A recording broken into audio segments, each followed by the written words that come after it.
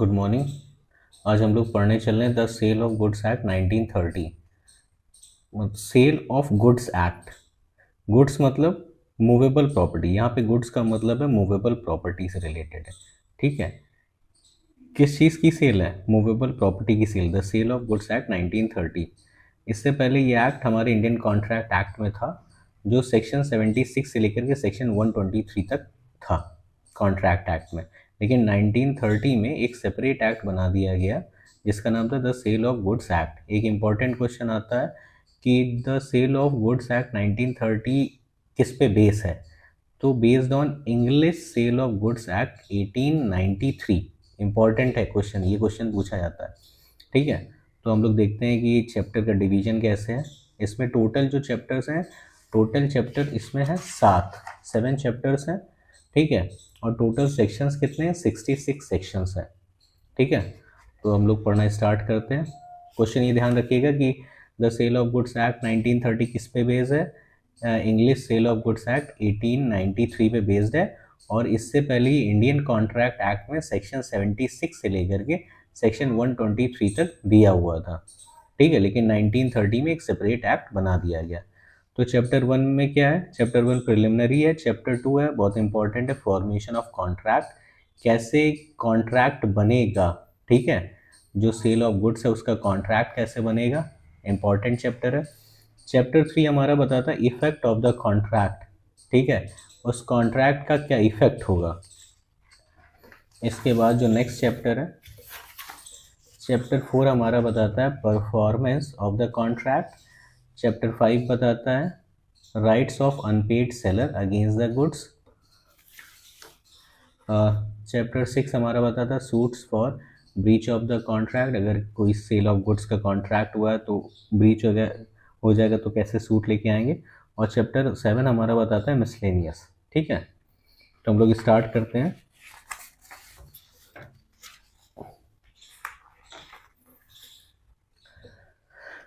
The sale of goods act 1930 act number 3 है, 1930 का act है और 15 मार्च को प्रेसिडेंट की एसेंट मिली हुई है।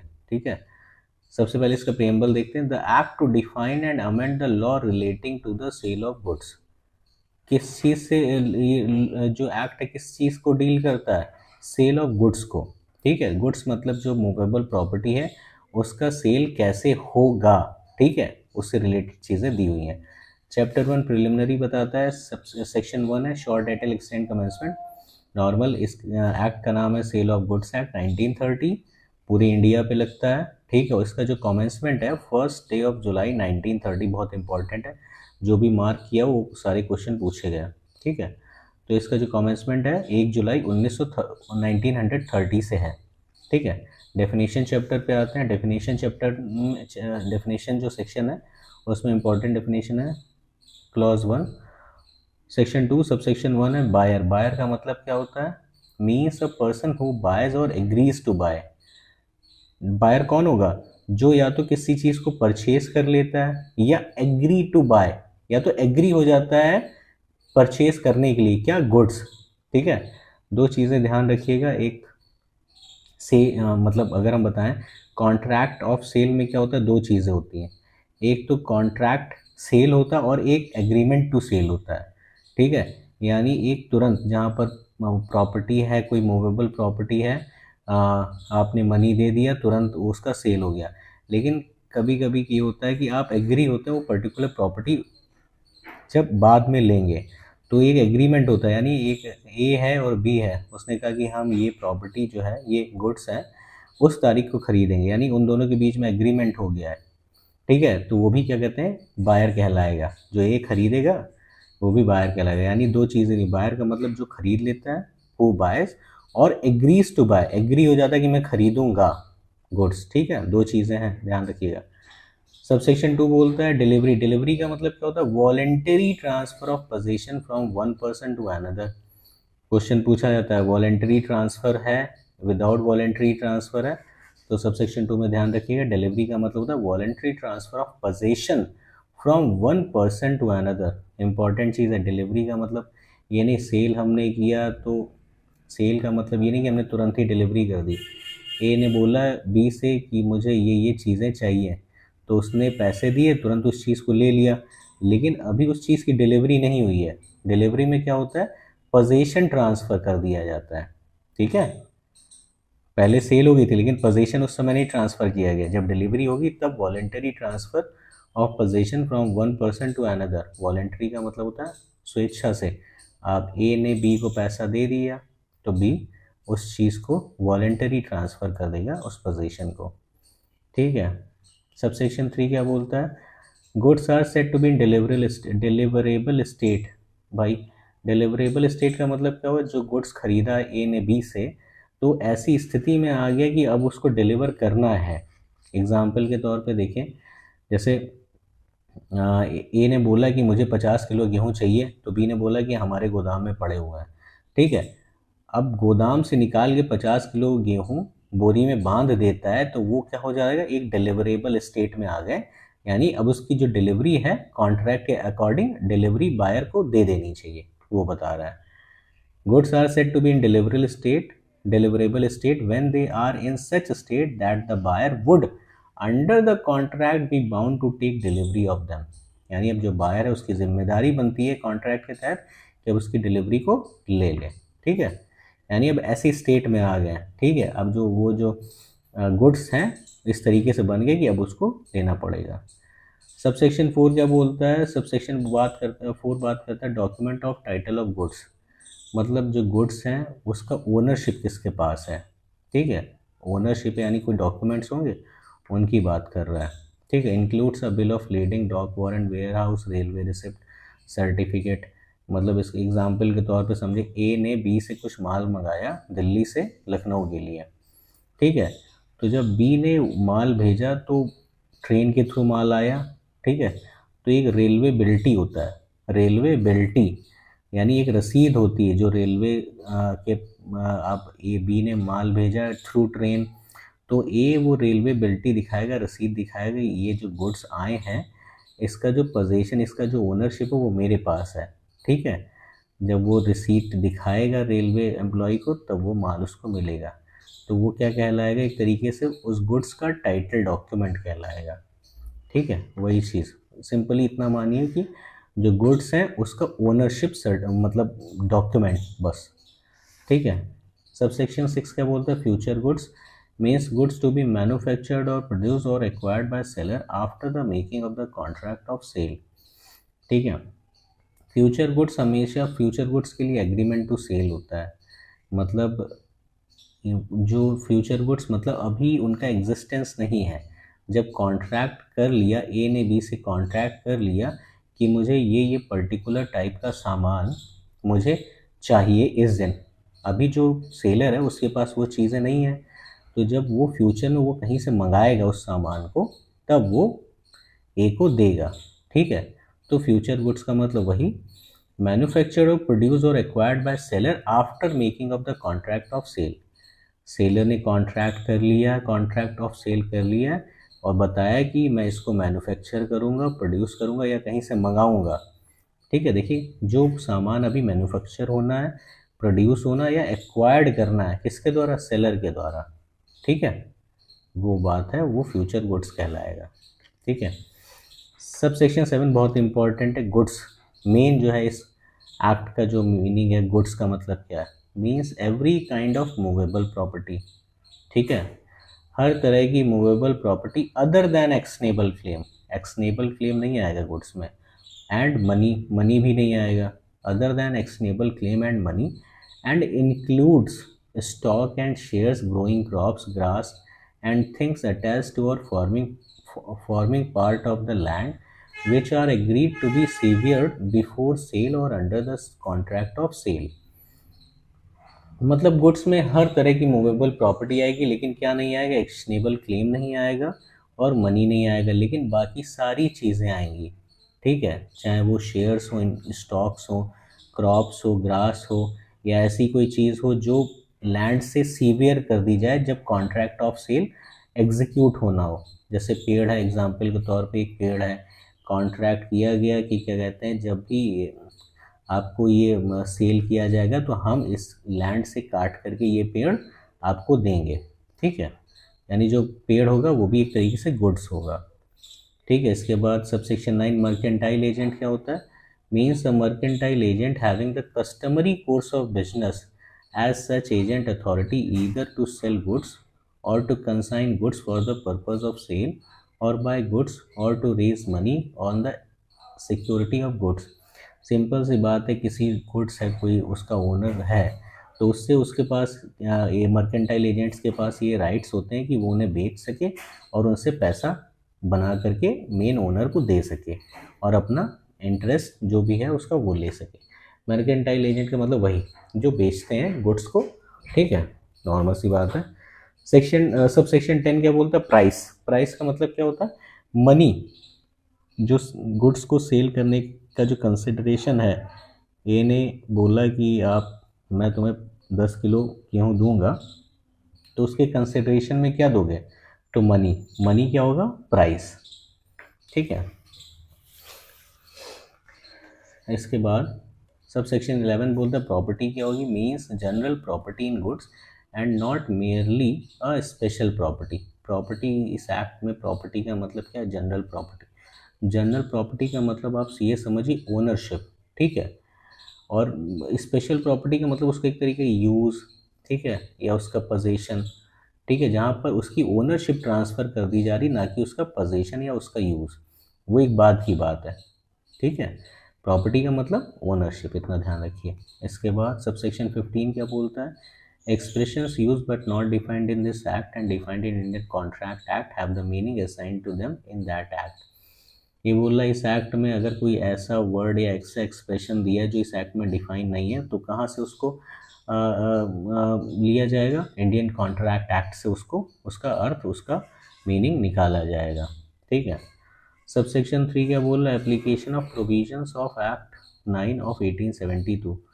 The unrepealed provisions of Indian Contract Act, save insofar as they are inconsistent with the express provisions of this Act, shall continue to apply the contract for the sale of goods. Subsection 3 ये बोल रहा है कि Indian contract act के सारे अनरिपील्ड, यानी जो sections repeal हो चुके हैं वो नहीं लगेंगे, ठीक है, वो तो उस पर भी नहीं लगेंगे। जो सेक्शंस उसमें दिए हुए हैं अनरिपील्ड हैं, वो सारे के सारे सेल ऑफ गुड्स एक्ट पे लगेंगे, लेकिन इनकंसिस्टेंट ना हो, इस एक्ट से इनकंसिस्टेंट ना हो, उससे जुड़े हों, उसके रिलेशन में हो, ठीक है, उसके अगेंस्ट में ना हो इस एक्ट के, ठीक है, ये बात बोल रहा है। चैप्टर 2 पे आते हैं, फॉर्मेशन ऑफ कॉन्ट्रैक्ट। कैसे सेल ऑफ गुड्स एक्ट का फॉर्मेशन होगा? तो इसमें सबसे पहले हेडिंग क्या दी है? Contract of sale. Contract of sale में दो चीज़ें होती हैं, ठीक है, एक तो सेल होता है और दूसरा होता है एग्रीमेंट टू सेल, ठीक है। तो आइए हम लोग पढ़ते हैं section 4, sale and agreement to sale. Subsection 1, a contract of sale of goods is a contract whereby the seller transfers और agrees to transfer the property in goods to the buyer for a price। क्या बोल रहा है? Contract of sale of goods का मतलब ये होता है जहाँ पे एक ऐसा कॉन्ट्रैक्ट है जहाँ सेलर ट्रांसफ़र कर देता है तुरंत ही, यानी तुरंत ओनरशिप ट्रांसफ़र कर देता है, ठीक है, और एग्रीज टू ट्रांसफ़र, या एग्री होता है कि हम पर्टिकुलर टाइम पे उस प्रॉपर्टी या गुड्स को ट्रांसफ़र करेंगे to the buyer for a price. किसको ट्रांसफ़र करेंगे? बायर को ट्रांसफ़र करेंगे फॉर अ प्राइस। किस कंसिडरेशन पे? प्राइस के, इस पर्टिकुलर प्राइस के कंसिडरेशन पे ट्रांसफ़र करेंगे। अगर इसको एक एग्जांपल के तौर पे समझें, जैसे ए ने बोला, ठीक है, जैसे ए ने बोला कि क्या कहते हैं कि बी को प्रॉपर्टी ट्रांसफ़र करनी, तो या तो तुरंत वो प्राइस पे क्या कहते हैं ट्रांसफ़र कर देगा, या एग्री हो जाएगा कि हम उस पर्टिकुलर डेट को ट्रांसफ़र करेंगे। जैसे कि ए ने बोला कि मैं अपना मोबाइल ट्रांसफ़र करूंगा तुम्हें, तो तुरंत ही उसने बी ने पैसे दे दिए, तो तुरंत ही ए ने उसको ट्रांसफ़र कर दिया। लेकिन ए ने बोला कि नहीं, मैं तुमको 10 तारीख को ट्रांसफ़र करूंगा, ठीक है, आज 5 तारीख है, मैं 10 तारीख को ट्रांसफ़र करूंगा और तुम मुझे 5,000 रुपये अकाउंट में भेज दें। तो यानी यहाँ पे एग्रीमेंट हुआ है, agrees to transfer the property in goods to the buyer for a price, ठीक है। एग्रीमेंट हुआ है कि 10 तारीख को ट्रांसफ़र करेंगे, तो ये भी एक तरीके का क्या है? कॉन्ट्रैक्ट ऑफ सेल है, ठीक है। कॉन्ट्रैक्ट ऑफ सेल का मतलब सेल और agreement to sale. There may be a contract of sale between one part owner and another. यहाँ पे ये लाइन ये बोल रहा है कि भाई हो सकता हो किसी प्रॉपर्टी के जॉइंट ओनर्स हो, ठीक है। तो यहाँ पे एक ओनर ने अपना पार्ट क्या कहते हैं ट्रांसफ़र कर दिया, तो वो भी माना जाएगा एक तरीके से कॉन्ट्रैक्ट ऑफ सेल हो गया। बस इतनी सी बात कह रहा है। सब सेक्शन 2 क्या बोल रहा है, a contract of sale may be absolute और कंडीशनल। देखिए कॉन्ट्रैक्ट ऑफ सेल कैसा हो सकता है, एब्सोल्यूट भी हो सकता है, कंडीशनल भी हो सकता है। जैसे मैंने बताया कि तुरंत ही पैसे दे दिए और तुरंत ही उसने अपना मोबाइल बेच दिया। ए ने बी को पैसे दिए और बी ने ए ने बी को पैसे दिए और बी ने तुरंत ही अपना मोबाइल बेच दिया, तो एब्सोल्यूट ट्रांसफ़र हो गया तुरंत। कंडीशनल ट्रांसफ़र कहाँ पे माना जाएगा भाई, उसने ए ने बोला था कि तुम 10 तारीख को हम तुमको भेजेंगे पैसे, तब मैं तुमको अपना मोबाइल ट्रांसफ़र करूँगा, ठीक है। यानी कंडीशन लगाई गई कि मैं 10 तारीख को तुम्हें ट्रांसफ़र करूँगा, लेकिन उससे पहले तुम मुझे 5,000 रुपये दोगे, ठीक है। तो यानी कॉन्ट्रैक्ट ऑफ सेल कैसा हो सकता है, एब्सोल्यूट भी हो सकता है या कंडीशन पे भी हो सकता है, ठीक है। कंडीशन पे हमेशा एग्रीमेंट टू सेल होगा यानी एग्री टू ट्रांसफ़र, और एब्सोल्यूट यानी तुरंत ट्रांसफ़र हो गया यानी सेल। एब्सोल्यूट कहलाएगा सेल और कंडीशनल कहलाएगा एग्रीमेंट टू सेल, ठीक है, इतना ध्यान रखिएगा। सब सेक्शन 3 क्या बोला, whereunder contract of sale the property in the goods is transferred. देखिए कॉन्ट्रैक्ट ऑफ सेल में क्या होगा, whereunder a contract of sale the property in the goods is transferred from the seller to the buyer, the contract is called a sale. जहाँ पे bye seller ने property है, मतलब जो goods हैं, जो गुड्स हैं उनको ट्रांसफ़र कर दिया तुरंत ही, तो क्या कहलाएगा, सेल कहलाएगा, ठीक है। Whereunder contract of sale the property in the goods is transferred from the seller to the buyer, the contract is called a sale. जहाँ पे जो गुड्स हैं सेलर ने तुरंत ही ट्रांसफ़र कर दिए बायर को, वो कॉन्ट्रैक्ट क्या कहलाएगा, सेल कहलाएगा। But where the transfer of the property in goods is to take place at a future time, यानी हमने कहा ना कि 10 तारीख को मैं ट्रांसफ़र करूँगा, क्या 10 तारीख को मैं तुम्हें अपना मोबाइल दूंगा, ठीक है। यहाँ पे फ्यूचर डेट में ट्रांसफ़र होने की बात हो रहा है, तो क्या कहलाएगा, transfer of property in goods is to take place at a future time or subject to some condition, condition लगाई मैंने कि 5,000 तुम दोगे पैसे तभी दूंगा, और subject to some condition thereafter to be fulfilled the contract is called an agreement to sell, ठीक है। जहाँ पे फ्यूचर टाइम में ट्रांसफ़र करने की बात कही है, कंडीशन लगाई गई, तो वो कैसे कॉन्ट्रैक्ट कहलाएगा, वो एग्रीमेंट टू सेल कहलाएगा, ठीक है। सब सेक्शन 4 क्या कहता है, an agreement to sell sell an agreement to sell becomes a sale when time elapses or conditions are fulfilled subject to which the property in the goods is to be transferred। Agreement कब cell बन जाएगा, जब time उस बीत जाएगा, मैंने बोला था 10 तारीख को ट्रांसफ़र करूँगा, 10 तारीख आ गई, ये कंडीशन फुलफिल हो जाती है, 5,000 रुपये दे दिए जाते हैं, तो क्या कहलाएगा, वो एग्रीमेंट कैसा हो जाएगा, वो सेल कहलाएगा। Which the property is goods is transferred, मान लिया जाएगा वो सेल हो गया है, ठीक है। तो कॉन्ट्रैक्ट ऑफ सेल में दो चीज़ें आएंगी, एक सेल आएगा और एग्रीमेंट टू सेल आएगा, ठीक है। सेक्शन 5 क्या बोलता है, फॉर्मेलिटीज ऑफ कॉन्ट्रैक्ट, मतलब कॉन्ट्रैक्ट फ्रेम करने में क्या क्या कैसे फ्रेम होगा कॉन्ट्रैक्ट, ठीक है। Section 5 contract of sale how made, जो गुड्स का कॉन्ट्रैक्ट करना है सेल करने को कैसे बनाया जाएगा, कैसे बनेगा।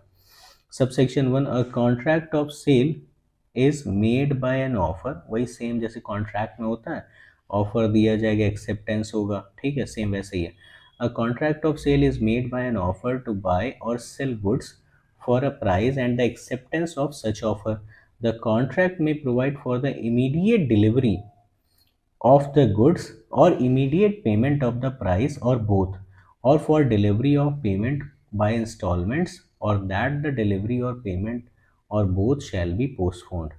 सबसेक्शन 1 इतना सा बोल रहा है, जैसे ए है और बी, ए ने तुरंत पैसा दिया तो तुरंत ही उसको इमीडिएट डिलीवरी हो जाएगी गुड्स की, ठीक है। या ए ने बोला नहीं भाई ये क्या कहते हैं बहुत महंगा मोबाइल है, मैं तुमको हज़ार रुपये करके दे पाऊँगा, ठीक है, 1,000 रुपये हर महीने दे पाऊँगा, तो वहाँ पे भी जो बी है वो इंस्टॉलमेंट लेगा फर्स्ट की, हाँ तो भी वो भी माना जाएगा, डिलीवरी हो जाएगी प्रॉपर्टी, वो भी माना जाएगा क्या, सेल माना जाएगा, ठीक है।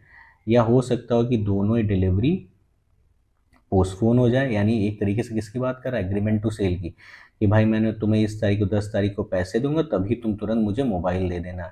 तो वो भी एक तरीके के क्या है, कॉन्ट्रैक्ट ऑफ सेल है, ठीक है, जिसे हम लोग क्या बोलते हैं, एग्रीमेंट टू सेल, ठीक है, यानी वैसे भी बनाया जा सकता है। सब सेक्शन 2 क्या बोल रहा है, subject to the provisions of any law for the time being in force, a contract of sale may be made in writing or by word of mouth, or partly in writing and partly by word of mouth, or may be implied from the conduct of the parties। वही contract वाली बात कर रहा है कि contract कैसे बन सकता है, ओरल भी बन सकता है, इन राइटिंग भी बन सकता है, सेम वही सी बात कर रहा है। अब इसके बाद सेक्शन 6 क्या बोल रहा है, ये गुड्स की बात कर रहा है, गुड्स कितने तरह के हो सकते हैं, ठीक है। सब्जेक्ट मैटर ऑफ कॉन्ट्रैक्ट, भाई हमारा जो कॉन्ट्रैक्ट है वो किस चीज़ से रिलेटेड है, गुड्स से रिलेटेड है। गुड्स कैसे कैसे हो सकते हैं, 3 तरह के गुड्स हो सकते हैं। पहला एग्जिस्टिंग गुड्स है, फ्यूचर गुड्स है, और एक होता है कंटिंजेंट गुड्स होता है, ठीक है।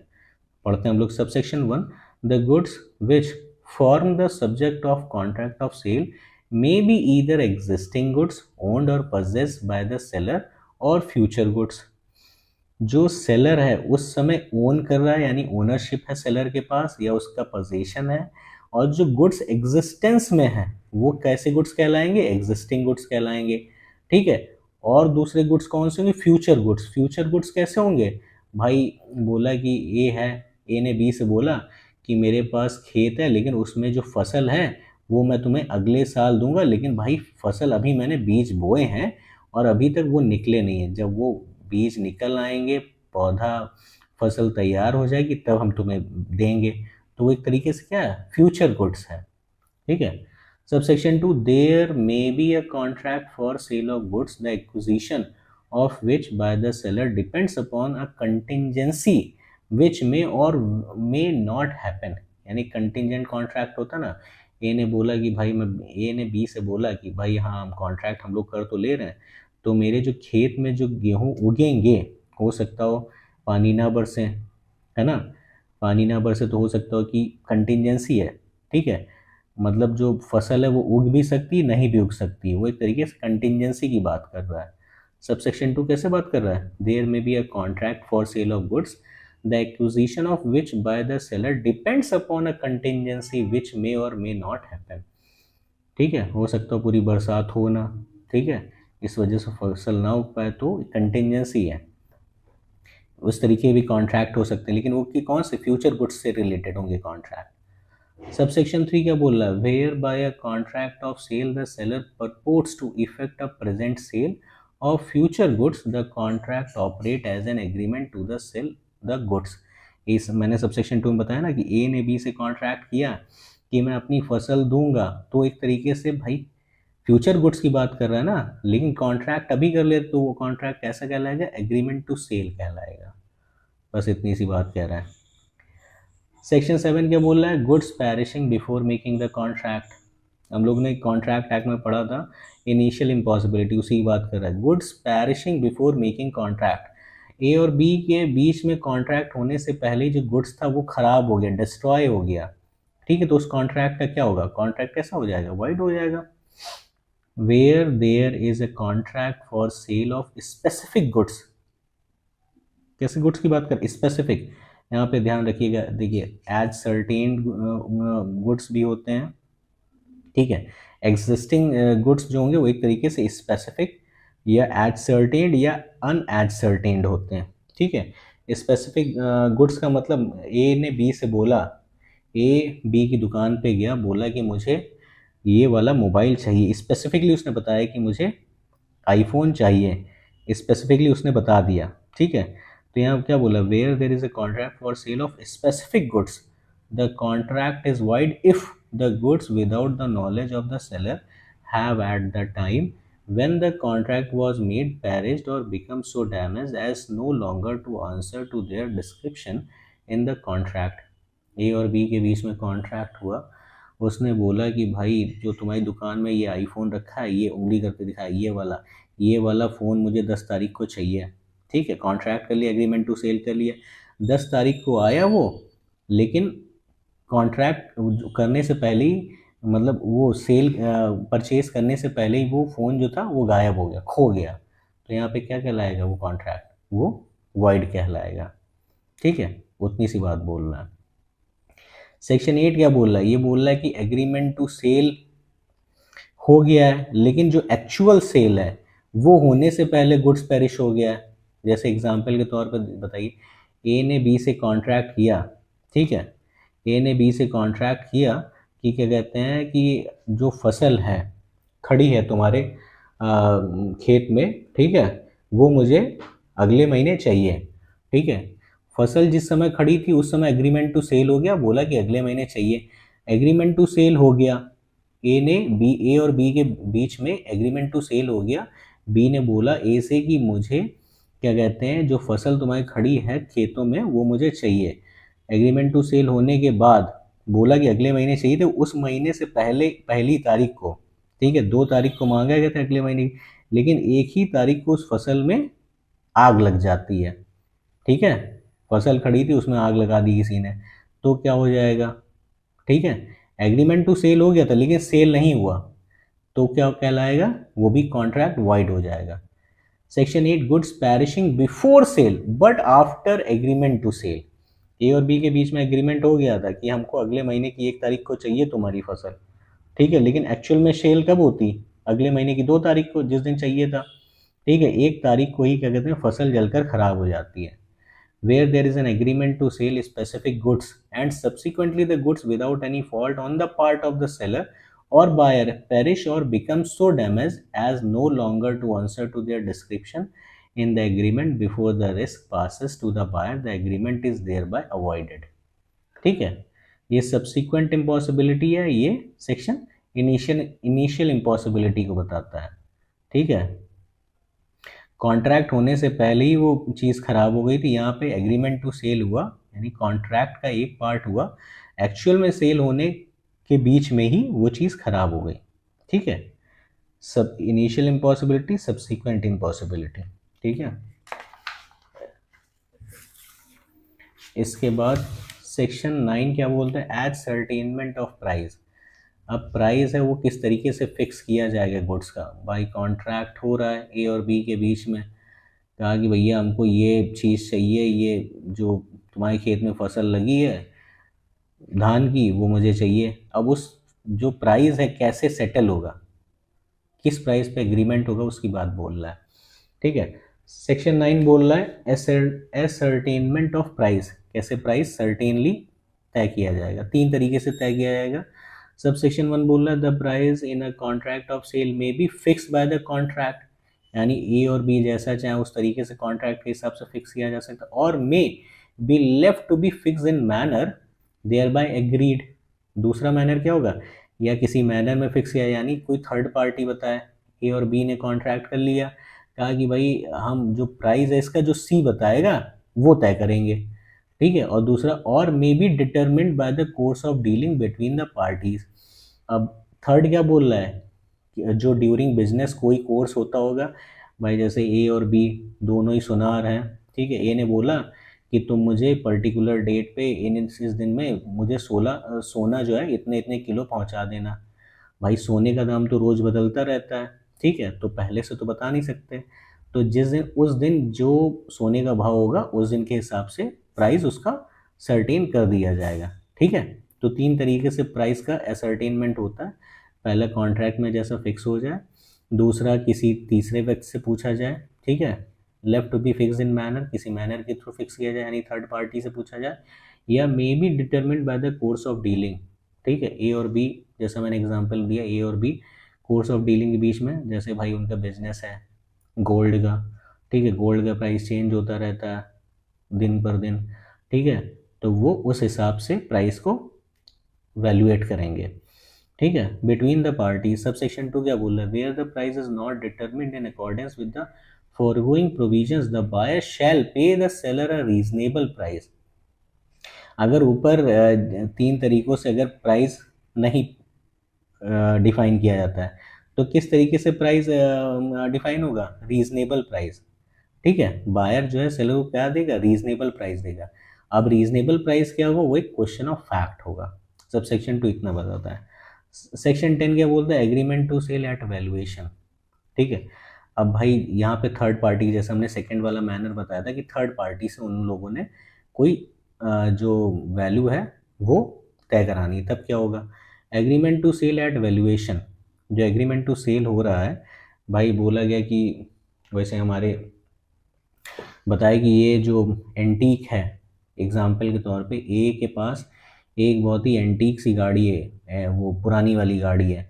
अब बी खरीदना चाह रहा है, अब ए को उसका प्राइस पता नहीं कि भाई इसका कितना प्राइस होगा, तो बी, ए और बी के बीच में कॉन्ट्रैक्ट होता है कि हम सी से पूछेंगे, वो जो प्राइस बताएगा उस प्राइस पे ये हम तुमको दे देंगे, तो उसी की बात कर रहा है। Section 10, agreement to sale at valuation. Subsection, where there is an agreement to sell goods on the terms that the price is to be fixed by the valuation of a third party, and such third party cannot or does not make such valuation, the agreement is thereby avoided. अब third party जो सी है उसने valuation बता ही नहीं पाया भाई, कि हमको तो पता नहीं इसका कितना दाम होगा, ठीक है, तो वो कॉन्ट्रैक्ट क्या हो जाएगा, वॉइड हो जाएगा। लेकिन प्रोविजो क्या बोलते, provided that if the goods or any part thereof has been delivered and appropriated by the buyer.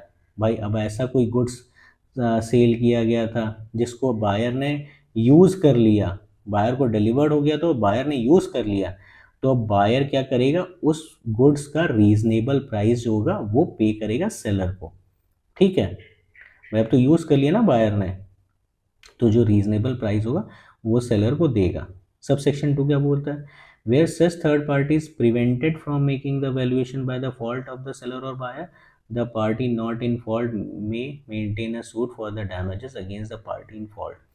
Simple सी बात बोल रहा है, थर्ड पार्टी जो मना कर रही थी तो दोनों एक दूसरे पे क्या कहते हैं, किसी तरह का सूट नहीं ला सकते हैं, बस इतनी सी बात बोल रहा है, ठीक है, इंपॉर्टेंट नहीं है, ठीक है। फिर इसके बाद सेक्शन 11 क्या बता रहा है, stipulation as to the time.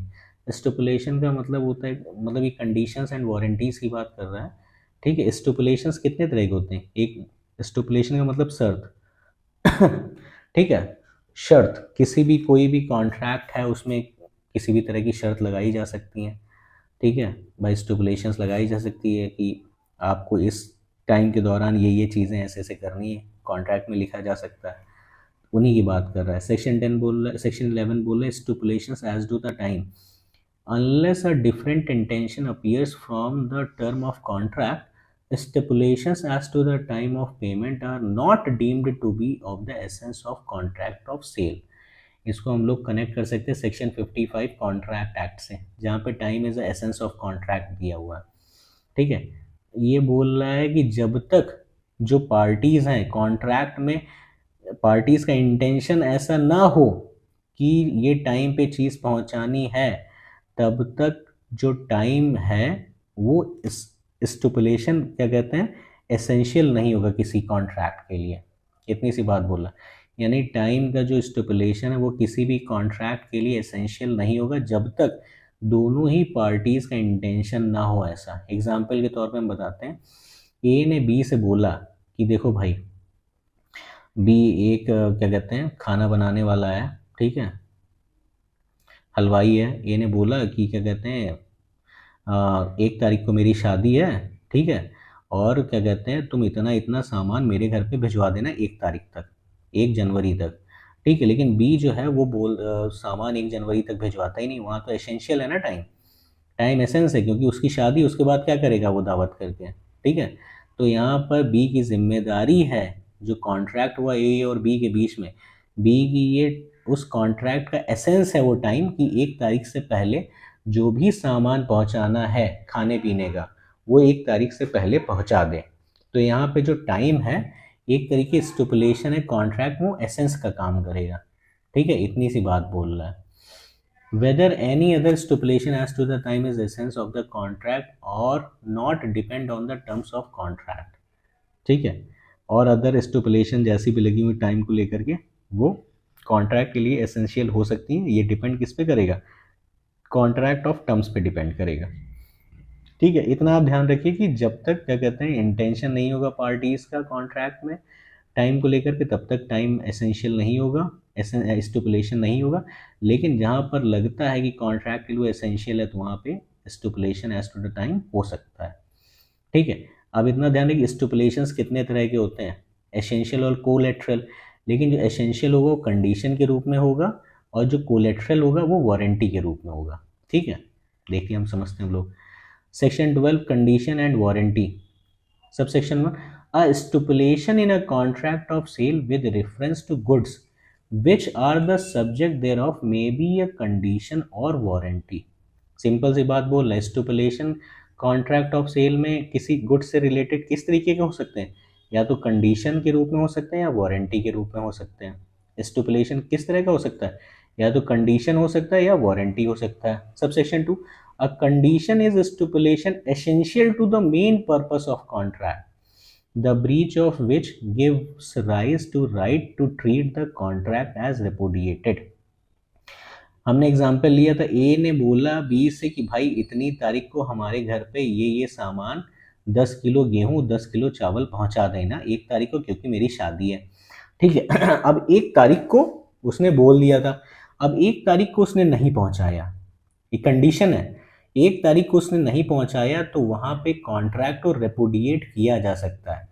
Give rise to a right to treat the contract as repudiated, यानी ए बी से बोल सकता है, जो 1 तारीख से पहले पहुंचाने की बात थी वो क्या थी, कंडीशन थी। ठीक है, जो स्टिपुलेशन कैसी थी, एक कंडीशन के रूप में थी कि हमको 1 तारीख से पहले पहुंचा देना है। ठीक है, अगर 1 तारीख को नहीं पहुंचाता है तो ये राइट है उसका ए का कि वो उस कॉन्ट्रैक्ट को ख़त्म कर दे। ठीक है, राइट को ख़त्म कर दे, मतलब जो बी अब 1 तारीख के बाद लेके आ रहा है तो उस कॉन्ट्रैक्ट को ख़त्म कर दे, ये राइट देता है ए को। ठीक है, अगर वो कंडीशन जो स्टिपुलेशन है एज अ कंडीशन है, एसेंशियल है उस कॉन्ट्रैक्ट के लिए, उसकी बात कर रहा है। सबसेक्शन 3 क्या बोला, a warranty is a stipulated collateral to the main purpose of the contract.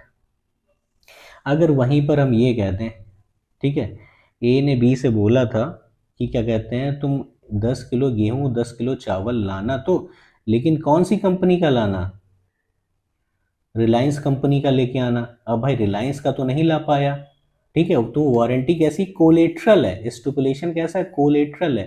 भाई उसकी शादी होनी थी, 10 किलो गेहूं 10 किलो चावल तो ले आए, अब ये कहो कि उसी कंपनी का लेके आए, ये ज़रूरी नहीं है। ठीक है, तो वो क्या कहलाएगा, एक तरीके की वारंटी कहलाएगा, वो स्टिपुलेशन कैसा कहलाएगा, वारंटी कहलाएगा, जो कोलेट्रल है, उसके मेन पर्पस को तो पूरा कर दे रहा है कॉन्ट्रैक्ट का। ठीक है, ठीक है, सिंपल सी बात है, मेन पर्पस को तो पूरा कर दे रहा है, लेकिन वो कोई ज़रूरी नहीं है कि वो उस कंपनी का ही हो, उसी की बात बोल रहा है। Subsection 3 of warranty is stipulation collateral to the main purpose of contract the breach of which gives rise to claim for damages. तो वहाँ ए को खाली बी से किस चीज़ को कह सकता है कि भाई डैमेज दो मुझे, क्योंकि मैंने तुमसे बोला था इस कंपनी को लेके आना, वहाँ पे कॉन्ट्रैक्ट को रिपुडिएट नहीं कर सकता ये। यहाँ पे कॉन्ट्रैक्ट को खाली बी से कह सकते हैं मुझे डैमेजेस दो, क्योंकि मैंने तुमसे रिलायंस कंपनी का गेहूं और चावल लाने के लिए बोला था। ठीक है, तो खाली डैमेजेस क्लेम कर सकता है बी से, लेकिन उस कॉन्ट्रैक्ट को रिपुडिएट नहीं कर सकता है। कॉन्ट्रैक्ट को रिपुडिएट कब कर सकता है ये, जब उसने बोला था कि 1 तारीख से तक पहुंचा देना, अगर 1 तारीख के बाद पहुंचाता है तब रिपुडिएट करेगा। ठीक है, सिंपल सी बात बोल रहा है। सबसेक्शन 3 फिर से देख लीजिए, a warranty is a stipulation collateral to the main purpose of contract, the breach of which give rise to claim for damages but not to the right to reject the goods and treat the contract as repudiated। ठीक है, ए जो है B से खाली इतना कह सकता है कि भाई हमने तुमसे रिलायंस कंपनी का गेहूं चावल मांगा था, लेकिन तुमने नहीं दिया, तो मैं कॉन्ट्रैक्ट को वो ख़त्म नहीं कर सकता, खाली डैमेजेस क्लेम कर सकता है। ठीक है, तो स्टिपुलेशन कैसा कहलाएगा, कोलेट्रल स्टिपुलेशन होगा, लेकिन ट्रीटेड एज अ वारंटी। ठीक है, बस इतना ध्यान रखिए, मैंने आपको बताया, देखिए फिर समझ लीजिए, स्टिपुलेशन 2 तरह का होगा, कंडीशन या वारंटी। कंडीशन कैसी होती है, एसेंशियल होती है, वारंटी एज अ कोलेट्रल होती है, उससे जुड़ी हुई। तो कंडीशन से रेफरेंस में तो क्या कहते हैं, कॉन्ट्रैक्ट को रिपुडिएट कर सकता है, लेकिन वारंटी के रेफरेंस में जो कोलेट्रल उसको ख़त्म नहीं कर सकता, खाली उसके लिए डैमेजेस को क्लेम कर सकता है। ठीक है, सबसेक्शन 4 क्या बोल रहा है, whether a stipulation in a contract of sale is a condition or a warranty depends in each case on the construction of the contract. A stipulation may be a condition though called a warranty into the contract। ये क्या बोल रहा है, ये simple सी बात बोल रहा है, जैसे ए है बी की दुकान पे गया, कहा कि देखो भाई मुझे ठंडा करने, मुझे एक टीवी चाहिए जो बहुत ही बढ़िया आवाज़ जिसकी आती हो, म्यूज़िक सिस्टम बहुत अच्छा हो। ठीक है। अब वहाँ पे एसेंशियल है ना कि म्यूजिक सिस्टम बहुत अच्छा हो, ठीक है। लेकिन जब बी क्या कहते हैं वो टीवी भेजता है ए के घर पे, तो ये लगाता है, लेकिन देखता तो है, आवाज़ तो बहुत अच्छी आ रही है, लेकिन कुछ दिखाई पड़ नहीं रहा है। भाई दिखाई नहीं पड़ा, भले कोलेट्रल था, ए ने बी से बोला कि यार तुमने जो टीवी भेजा म्यूजिक तो अच्छा आ रहा है लेकिन कुछ दिख ही नहीं रहा। तो बी बोलता है कि आपने बोला था म्यूजिक सिस्टम अच्छा हो, दिखाई पड़ने की तो जरूरत नहीं। अरे तो ये तो नॉर्मल सी बात है, वो तो इम्प्लाइडली है ना, इम्प्लाइडली कोलेट्रल है, तो वहाँ पे भी क्या कहते हैं दिखना, वो वारंटी एज अ कैसा काम करेगी, वारंटी जो है किस तरीके की काम करेगी, स्टिपुलेशन कंडीशन के रूप में काम करेगी, ठीक है। तो ये सिर्फ यही बता रहा है, स्टिपुलेशन में बी कंडीशन दो called a warranty in the contract, ठीक है। सेम सी वही बात करा, यानी वारंटी भी कभी कभी कंडीशन बन सकती है और स्टिपुलेशन के रूप में काम कर सकती है, इतनी सी बात बोल रहा है, ठीक है। सेक्शन 13 क्या बोल रहा है, सेक्शन 13 बोल रहा है when condition to be treated as warranty, वही बता रहा है कब क्या कहते हैं, when condition to be treated as warranty, condition को कब वारंटी की तरह ट्रीट किया जा सकता है, इसके बारे में बात बोल रहा है, ठीक है। सेक्शन 13, सेक्शन 13 सिर्फ इतनी सी बात बोल रहा है कि ये तीन तरीके, सब सेक्शन 1, 3, 2 और 3 की तीन तरीके से जो मतलब जो बायर है, ठीक है, वो क्या कहते हैं अपनी जो वारंटी है, अपनी जो कंडीशन, उसको वारंटी की तरह से ट्रीट कर सकता है, यानी वो कॉन्ट्रैक्ट को रेपुडिएट नहीं करेगा, ठीक है, लेकिन डैमेजेस क्लेम कर सकता है, कॉन्ट्रैक्ट खत्म नहीं कर सकता है, ठीक है।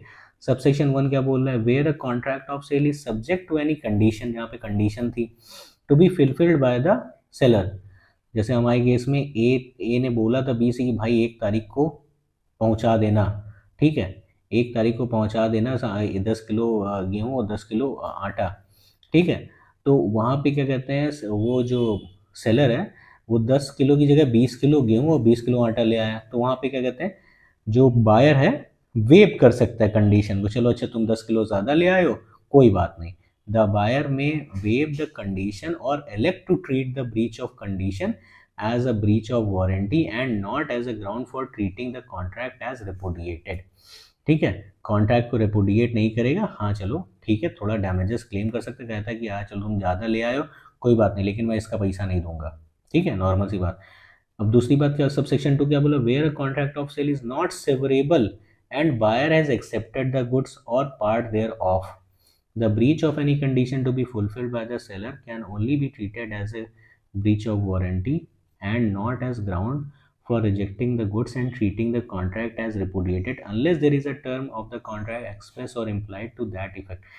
सिंपल सी बात कह रहा है सबसेक्शन 2 में कि जहाँ पे ऐसा गुड्स ले आया, ए ने बी से बोला कि भाई 10 किलो गेहूँ और 10 किलो चावल ले आना, लेकिन उसमें से 10 किलो लाया तो वो 7 किलो लेके उसने रख दिया, लेकिन उसने यूज़ कर लिया, ठीक है। सेपरेट जहाँ पर सेपरेट नहीं किया जा सकता है, ठीक है, जो गुड्स थे उनको सेपरेट नहीं किया जा सकता, वहाँ पे भी कॉन्ट्रैक्ट को क्या कहते हैं वारंटी एज ए ट्रीट किया जाएगा, ठीक है, उसमें कॉन्ट्रैक्ट को रिपुडिएट नहीं कर सकता, इतनी सी बात बोल रहा है, ठीक है।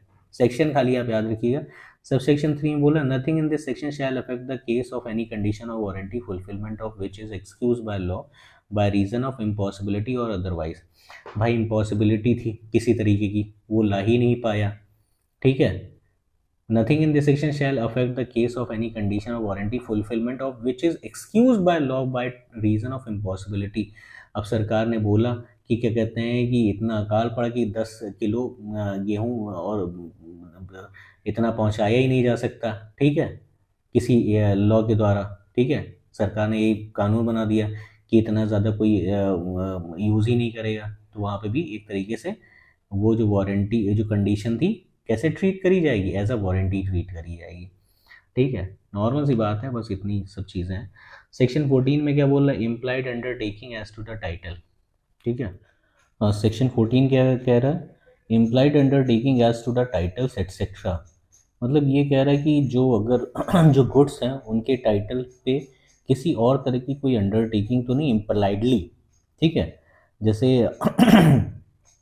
ए है परचेज कर रहा है बी से कोई सामान, ठीक है, तो बी ये इम्प्लाइडली ये रहेगा कि बी जिस सामान को बेच रहा है उस पे उसका पूरा पोजीशन का राइट है कि नहीं है, उस पे किसी तरह के एनकम्ब्रेंसेस तो नहीं है, किसी तरह का लोन तो नहीं है उस गुड्स पे, गुड्स की प्रॉपर्टी पे है, ऐसा तो नहीं कि उसके पास पूरा टाइटल है कि नहीं है। तो ये सारी चीज़ें सेक्शन 14 में देखी जाएंगी। ठीक है। सेक्शन 13 में देख लिया था। सेक्शन 13 में यही तीन कंडीशन थी। सेक्शन सब सेक्शन 3 में वही फ्रस्ट्रेशन से रिलेटेड। ठीक है। तो सेक्शन 14 पढ़ते हैं, implied undertaking as to the title et cetera in a contract of sale unless the circumstances of contract are such as shows or different intention, there is clause A, an implied condition on the part of the seller that in the case of sale he has a right to sell the goods, and that in the case of agreement to sell he will have a right to sell the goods at the time when the property is to pass। Clause ये क्या बोल रहा है कि implied condition है seller के behalf पे, seller के पास उस गुड्स का टाइटल है कि नहीं, उसके पास पूरा अधिकार है कि नहीं कि वो प्रॉपर्टी को बेच सकता है, यस और नो। ठीक है। क्लॉज बी क्या बोलता है, क्लॉज बी बोलता है an implied warranty that the buyer shall have and enjoy quiet position of the goods. जो बायर मतलब इम्प्लाइड वारंटी रही कि बायर जब उस चीज़ को खरीद रहा है तो उस चीज़ को पूरा एंजॉय करे, उस जो गुड्स हैं उनके पोजेशन को पूरी तरीके से एंजॉय करिए, इम्प्लाइड वारंटी एक तरीके से। ठीक है। इसके बाद क्लॉज सी क्या बोलता है, क्लॉज सी बोल रहा है an implied warranty that the goods shall be free from any charge of encumbrance in favor of any third party not declared as known to the buyer before or at any time when the contract is made। वही simple सी बात बोला, जैसे कोई seller है अपनी property बेच रहा है तो क्या उस प्रॉपर्टी पे किसी तरह का लोन तो नहीं है, वो फ्री है हर तरीके से, किसी तरह का इनकम्बरेंस तो नहीं है। ठीक है, ये एक तरीके की इम्प्लाइड वारंटी है। ठीक है। इसका सेक्शन 15 क्या बोलता है, सेल बाय डिस्क्रिप्शन। नॉर्मल सी बात है कि अगर कोई गुड्स हैं उनको सेल किया जा रहा है तो डिस्क्रिप्शन उसके बारे में बता करके। ठीक है, सेक्शन इंपॉर्टेंट है, सेक्शन याद रखिएगा, sale by description. Where there is a contract for a sale of goods by description, उस गुड्स के बारे में बताया जा रहा है। ठीक है, मोबाइल लेने जाते हैं आप दुकान पे तो जो सेलर है वो बताता है कि ये मोबाइल ऐसा है, डिस्क्रिप्शंस उसके देता है, इसका कैमरा ऐसा है। ठीक है। there is an implied condition that the goods shall correspond with the description, and if the sale is by sample as well as by description it is not sufficient that the bulk of goods corresponds with the sample if the goods do not also correspond with the description। Simple सी बात बोल रहा है, जैसा बताया गया है, जैसा सेलर बता रहा है कि ये इस तरीके का गुड्स होगा तो सेम वैसे ही होना चाहिए, आप कोई सैंपल दिखा करके। ठीक है। सेक्शन 16 क्या बताया, सेक्शन 16 इंपॉर्टेंट है, implied conditions as to the quality of fitness doctrine caveat emptor buyer beware, same ये सेक्शन उसी पर है। ठीक है, मतलब इसमें ये बता रहा है कि जो बायर है उसकी जिम्मेदारी कि अपना जो भी सामान ले वो पूरा खरीद फरोख्त करके मतलब देख दाख करके ले। सिंपल सा ये सेक्शन यही चीज़ बताता है। implied condition as to the quality or fitness subject to the provisions of this act and of any other law for the time being in force, there is no limited warranty or condition as to the quality of fitness for any particular purpose of goods supplied under a contract of sale। मतलब यहाँ पे क्या बोल रहा है कि जो no implied warranty for a particular purpose. अब भाई आप सामान लेने जा रहे हैं, आपने दुकानदार से बोला कि हमको इस तरह की क्या है मुझे कपड़े चाहिए, मुझे कपड़े चाहिए नॉर्मल। अब उसको आपको बताना होगा ना कि हम क्या कहते हैं हम कहीं घूमने जा रहे हैं तो ठंड वाले कपड़े चाहिए। तो पर्टिकुलर पर्पस आपको बताना होगा, जब तक आप पर्टिकुलर पर्पस उस चीज़ का बताएंगे नहीं तब तक वो नहीं माना जाएगा। ठीक है, यहाँ पे ये सिर्फ जनरल पर्पस के लिए बता रहा है। ठीक है, तो यानी आपको बताना होगा पर्टिकुलर पर्पस के लिए, तभी वो sub section 1 sub section 2 particular purpose को डिफाइन करते हैं। जनरल पर्पस के लिए सिर्फ वो वारंटी और वो कंडीशन बताई जाएगी। ठीक है, सेक्शन 16 पढ़ लीजिए, नॉर्मल सी बात है। सब सेक्शन 1 इतना बोल रहा है कि जहाँ पर भी क्या कहते हैं आप बताएंगे पर्टिकुलर पर्पस के लिए आपको पूरा बताना होगा। ठीक है, तब क्या कहते हैं ये एक्सेप्शन है। सेक्शन 16 का सब सेक्शन 1 और सब सेक्शन 2 एक्सेप्शन है सेक्शन 16 के बाय बी वेयर के। ठीक है, सब सेक्शन 2 ये बोल रहा है कि जो नॉर्मल सी बात है, जो सेलर गुड्स बेच रहा है वो मर्चेंटेबल क्वालिटी के होने चाहिए। आप कपड़े खरीदने जा रहे हैं एकदम रद्दी हैं तो कोई मतलब नहीं है, ठीक है। मर्चेंटेबल क्वालिटी के गुड्स होने चाहिए, सब सेक्शन 2 ये बता रहा है। फिर इसके बाद सेक्शन 17 है सेल बाय सैंपल, सेक्शन याद रखिएगा। इसके बाद आता है chapter 3 effect of the contract, transfer of property as between the seller and buyer. Transfer मतलब सेल। ठीक है। सेक्शन 18 क्या बोले, goods must be ascertained, जो गुड्स बेचे जा रहे हैं जिनकी सेल होगी वो एट सर्टेन होने चाहिए, अन एट सर्टेन नहीं होने चाहिए, ठीक है। जैसे नॉर्मल सी बात है, ए ने बी से कहा कि मुझे 20 किलो गेहूँ चाहिए, तो बी ने बोला कि मेरे गोदाम में 50 कुंटल गेहूँ रखे हो, उसमें से मैं आपको 20 किलो निकाल के दे दूंगा। जब तक वो 20 किलो अलग से निकाल के रख नहीं देगा तब तक वो माने नहीं जाएंगी एज सर्टेन है, ठीक है। Where there is a contract for the sale of unascertained goods, no property in the goods is transferred by the buyer unless and until the goods are ascertained, ठीक है। जब तक कि goods as certain नहीं हो जाएंगे तब तक माना नहीं जाएगा कि गुड्स ट्रांसफर हो गए, ठीक है। इसका सेक्शन 19 है, इंपॉर्टेंट नहीं है।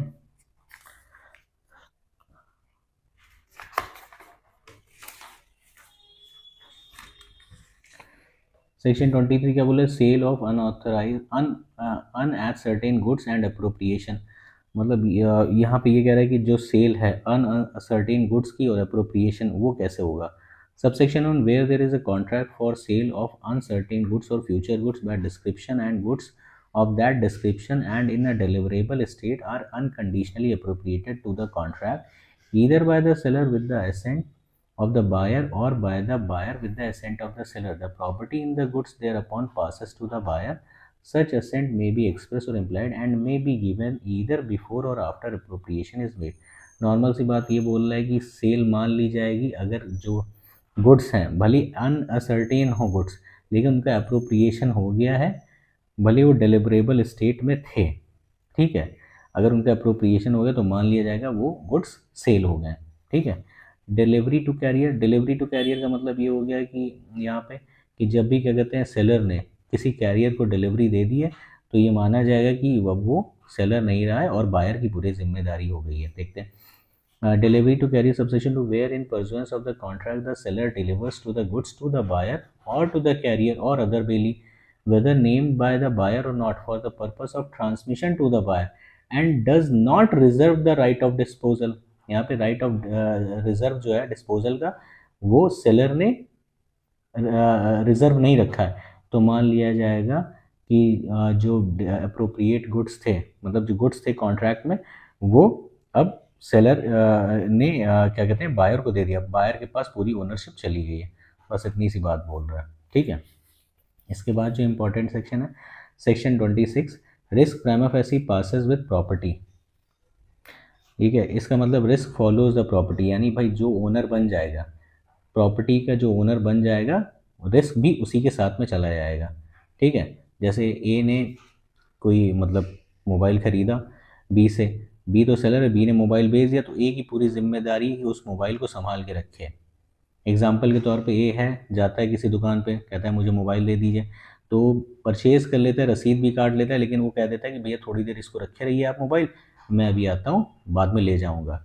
वहाँ पे सेल हो गई है, अब किसकी जिम्मेदारी, भले ही वो जो मोबाइल है डिस्पोज है डिस्ट्रॉय हो जाए तो किसका नुकसान होगा, ए का, जिसने परचेज़ किया है, ठीक है। वही बता रहा है रिस्क फॉलोज द प्रॉपर्टी, जो ओनर होगा उसकी पूरी जिम्मेदारी होगी।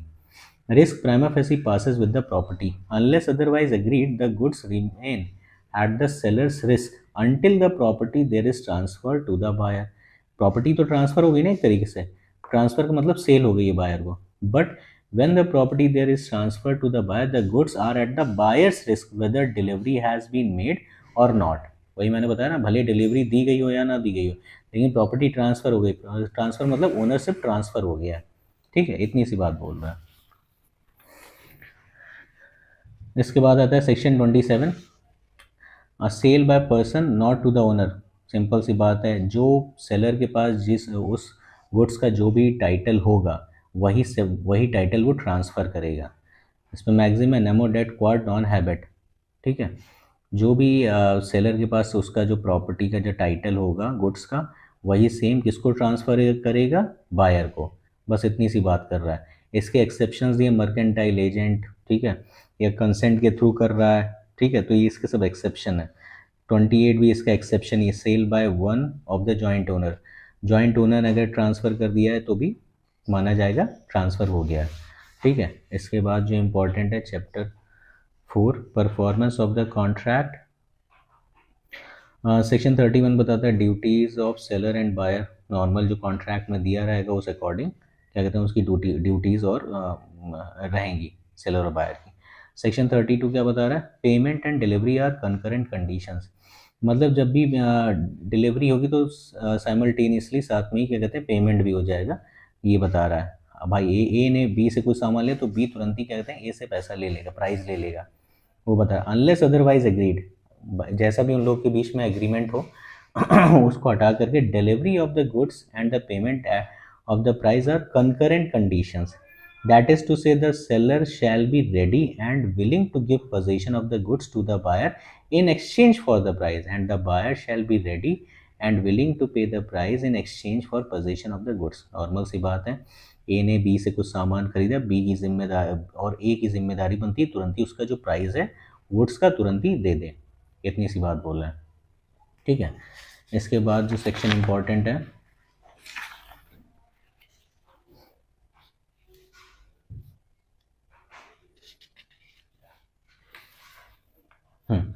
इसके बाद जो इम्पोर्टेंट सेक्शन है सेक्शन 41 बता रहा है buyer's right of examining the goods, buyer का राइट है कि गुड्स को एग्जामिन कर सकता है। भाई नॉर्मल सी बात है, हम लोग कभी ऑनलाइन सामान मंगाते हैं तो उसमें कभी कभार जब निकालते हैं तो कुछ मिलता नहीं, तो यहाँ पर बायर की राइट है कि वो जब भी गुड्स को खरीदे, परचेज करता है, ठीक है, वो देख सकता है कि वो गुड्स ठीक हैं, सही हैं कि नहीं।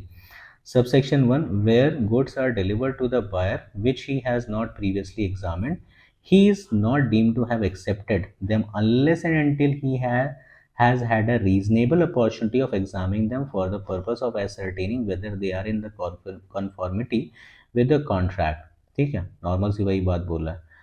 अनलेस अदरवाइज एग्रीड, अगर उन दोनों के बीच में एग्रीड है कि चलो बायर कहते हैं ठीक है कोई बात नहीं, जो आपने जो सामान भेजा है वो हम उसको एक्सेप्ट करते हैं, विदाउट एक्सेप्टेंस नहीं माना जाएगा प्रॉपर्टी ट्रांसफर, ठीक है। वही सेक्शन 42 बोल रहा है acceptance, the buyer is deemed to have accepted the goods when he intimates to the seller that he has accepted them, or when the goods have been delivered to him and he does any act in relation to them which is inconsistent with the ownership of the seller, or when after the lapse of a reasonable time he retains the goods without intimating to the seller that he has rejected them।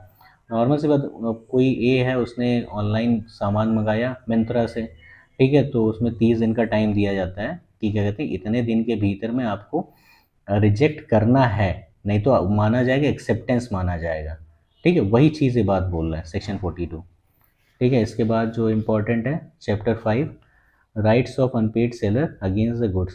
Section 45 unpaid seller के बारे में बोला। Unpaid seller कौन, जो seller है जिसको अपना पूरा जो गुड्स का पैसा नहीं मिला, ठीक है, जो गुड्स उसने बायर को सेल किया है उसका जो अमाउंट उन दोनों के बीच में एग्री हुआ था वो उसको नहीं मिला, ठीक है। Subsection 1, the seller of the goods is deemed to be a unpaid seller within the meaning of this act। Clause A, when the whole of the price has not been paid or tendered, या तो पूरा ही पैसा नहीं मिला उस goods का। Clause B, when a bill of exchange, या तो जितना पैसा एग्री किया गया था किसी चेक के द्वारा दिया गया था, चेक ही डिसऑनर हो गया, तो वो बता रहा है। सबसेक्शन 2 क्या बोला, in this chapter the term seller includes any person who is the position of the seller as for instance an agent। ये नॉर्मल सी बात बोल रहा है कि एजेंट भी हो सकता है सेलर, सेलर बता रहे कौन कौन सेलर हो सकता है। सेक्शन 46 याद रखिएगा, सेक्शन से पूछा जाता है अनपेड सेलर्स के राइट्स क्या हैं, ठीक है। क्या कर सकता है, पोजीशन लियन ऑफ गुड्स है, लियन कर सकते हैं यानी रोक सकता है गुड्स को, ठीक है। क्लॉज बी में क्या बोल रहा है, क्लॉज बी में बोल रहा है अगर जो बायर है वो इंसॉल्वेंट हो जाता है तो ट्रांजिट में अगर गुड्स हैं तो उनको उनके पोजीशन को भी रोक सकता है, ठीक है। ये ध्यान रखिएगा, तभी रोक सकता है, ये नॉर्मल सी बात है। अगर एक बार सामान सेलर ने बेच दिया, भले उसको पैसा मिला या ना मिला, बायर को ट्रांसफ़र हो गया, माना जाएगा बायर अब ओनर हो गया है, ठीक है। तो क्लॉज बी में यही बोला है जब तक बायर इंसॉल्वेंट नहीं हो जाता है तब तक राइट जो बायर है अगर वो इंसॉल्वेंट हो जाता है तो सेलर का राइट है उस गुड्स को स्टॉप करा दे अगर वो ट्रांजिट में है। ठीक है। क्लॉज सी क्या बोला, right of resale as limited by this act. Seller के पास राइट है रीसेल करने का, लेकिन जो भी एक्ट के अकॉर्डिंग बताया गया उसी हिसाब से। ठीक है। सेक्शन 47 क्या बोल रहा है, सेलर्स लियन। सेलर के पास किस किस तरीके के लियन है कि वो उन गुड्स को रोक सकता है। Subsection 1. Subject to the provisions of this act, the unpaid seller of the goods who is in possession of them is entitled to retain possession of them until payment of tender of the price in the following cases, namely seller के पास possession है goods का। ठीक है। तो कब तक क्या कहते हैं वो अनपेड सेलर जो है उस गुड्स का रोक सकता है। ठीक है।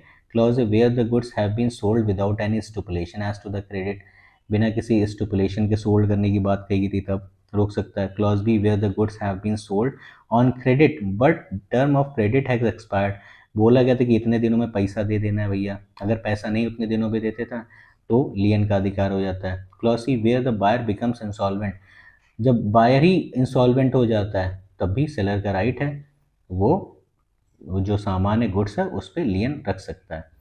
ठीक है। 48 क्या बता रहा है, पार्ट डिलीवरी भी हो सकती है। भाई एक ए ने बी से बोला कि मुझे 20 किलो चावल भिजवा देना, तो 10 किलो भिजवा देता है फिर बाद में 10 किलो भिजवा देता है।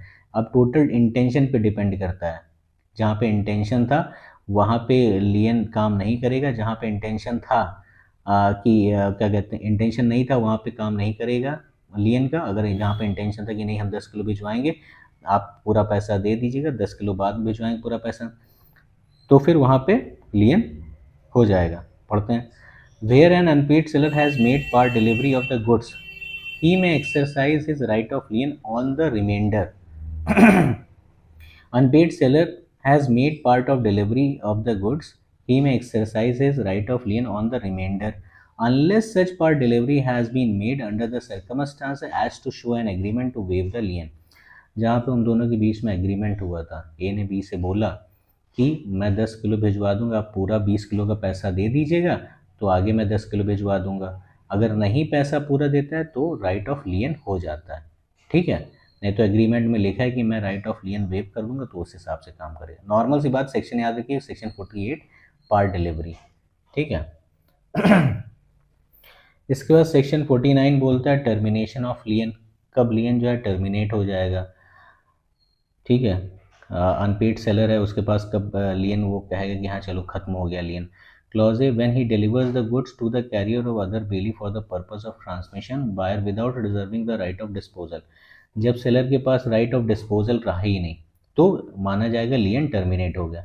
क्लॉज बी क्या बोल रहा है, व्हेन द बायर और his agent lawfully obtains position of the goods, अब बायर है और उसके एजेंट के पास अगर क्या कहते हैं पोजीशन आ गया प्रॉपर्टी का तो भी ऑटोमेटिक क्या कहते हैं लियन खत्म हो जाएगा। या सी, लियन क्या कहते हैं सेलर ने अनपेड सेलर ने वेव ऑफ कर दिया लियन का राइट, ठीक है, तो भी खत्म हो जाएगा। सबसेक्शन 2 क्या बोला, the unpaid seller of the goods having a lien thereon does not lose his lien by reason only that he has obtained a decree from the price of the goods। Normal सी बात बोल रहा है, इससे वो लेना देना नहीं है, खाली आप इतना ध्यान रखिए टर्मिनेट किस सेक्शन में होता है वो बता रहा है।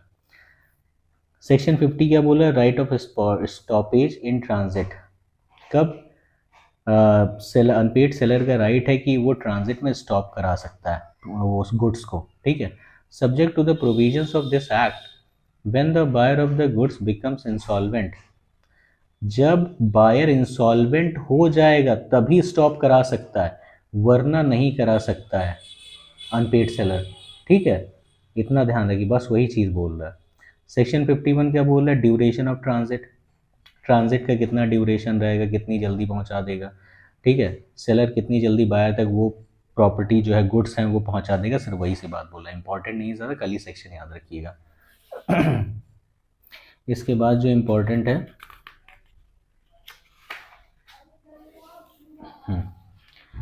सेक्शन 56 57 क्या कहते हैं, अब डैमेजेस फॉर नॉन एक्सेप्टेंस, अब बायर है उसने एक्सेप्ट नहीं किया प्रॉपर्टी तो सेलर का राइट बनता है कि वो डैमेजेस क्लेम करे।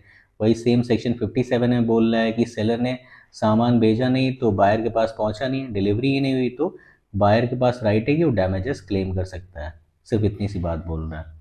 ठीक है।